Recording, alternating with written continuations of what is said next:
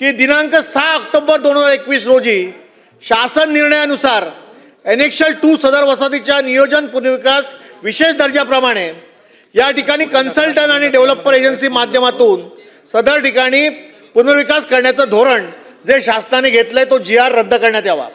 आणि अध्यक्ष महोदय, सन्माननीय न्यायालय उच्च न्यायालयाने या ठिकाणी 33(5) च्या अंतर्गत या संपूर्ण वसाहतीचा पुनर्विकास करावा असं जे म्हटलेलं आहे त्याला केराची टोपली टाकून म्हाडामार्फत केवळ अदानी समूहाला त्या ठिकाणी पुढे आणून पुनर्विकासाचं काम चुकीच्या पद्धतीने सुरू आहे। त्याच्या विरोधात हे सगळे रहिवासी जे आहेत ते त्या ठिकाणी धरणं धरायला बसलेत।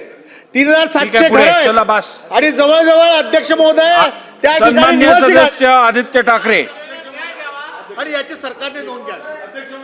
अध्यक्ष महोदय, औचित्याच्या मुद्द्यावर आज उभा आहे मी।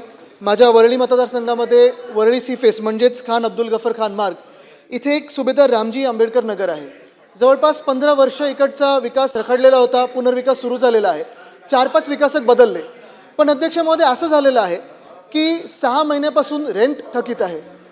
जे काही GBR मध्ये आणि त्या सगळ्या तिकडच्या स्लम धारकांना प्लॅन दाखवला होता तो प्लॅन आता अचानक बदललेला आहे। SRA मधून परवानगी न घेता पहिलं आता सेलची बिल्डिंग सुरू झाली आहे, बंगल्याचं बांधकाम सुरू झालेलं आहे आणि रिहॅबची बिल्डिंग अजूनही बंदच आहे।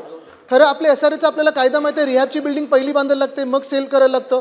दुसरं म्हणजे जी 15% जागा ही शासनाकडे येणं बाकी आहे त्याच्यावर देखील काही स्पष्टता नाही आहे आणि रेंट थकीत आहे। मी आपल्याला विनंती करेन की आपण शासनाला आदेश द्यावे की याची नोंद घेऊन याच्यावर योग्य ती कारवाई करावी, रेंट द्यावं।